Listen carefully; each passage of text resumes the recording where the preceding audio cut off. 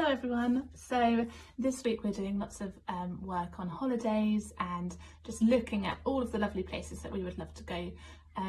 So one of the things that we're looking at is the weather.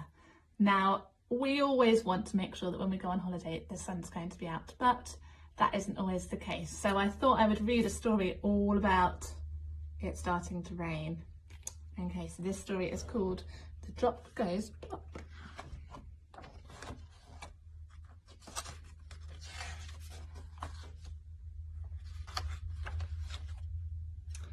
A cloud forms high up in the sky. It grows bigger and bigger and bigger. Mama, what is a cloud? A cloud is millions of drops of water. The sun's heat sucks them out of the sea. I don't know if you can see those pictures. It's starting to look at how rain is formed. A strong wind blows the cloud over hills and fields and little towns. There are all sorts of clouds. There are ice clouds, thunder clouds and rain clouds, just like this one. I thought so. I can see the drops of water. Let's follow that really big drop. So the birds are going to be following the rain cloud and this rather large raindrop to see where it goes. Raindrops fall from the cloud. The big drop goes plop. It runs down the baby girl's feathers. These birds up here singing, I'm singing in the rain. When the cloud gets heavy, the drops fall out as rain. If it's really cold, the drops freeze and fall as snow or hail.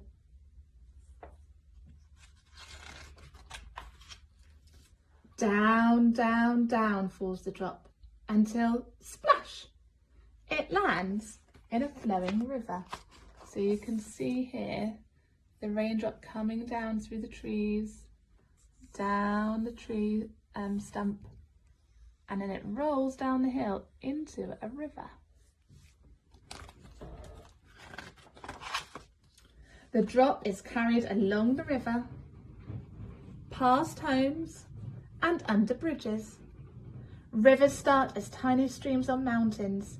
They are filled with water from lakes and springs. Rain falls and adds more water to the rivers. So you can see there that this river has been formed from all of the rain. At last the drop floats into a peaceful reservoir. Then a dam is opened. A reservoir is a lake with a dam at one end. Water is stored here until people need it. So the dam has been opened and all the water is flowing off. Poor drop, it is sucked into a cleaning station. Water has to be cleaned before humans can use it because dirty water can make people ill. So it's taken somewhere where it's going to make it nice and clean. And it's pushed up a pipe into a water tower. Where is it going to go now? I wonder where the drop is being taken. People use water for all sorts of things. Washing, cleaning, cooking and even swimming. The drop gushes out of a tap and into a bath. Now it is in Sam's hair. Sam's having a nice hair wash. The shampoo bubbles foam and splutter. The drop swishes round and round the bath. It swirls down the plug hole. Poor drop, it whooshes down a pipe into the sewers. Ooh, it's going to be a bit smelly down there. At the sewage works, the drop travels through tanks and filters. Soon it is squeaky clean again. It passes through a pipe that leads to, I wonder where it's going to go. Water gets dirty after it has been used and has to be cleaned again. So we can reuse our water. I wonder where it's going to head. And it gets taken out to the sea. The drop rises into the air again. It joins millions of other drops into a cloud. Mama, will I ever see my special drop again? Maybe. Water moves in a never-ending cycle.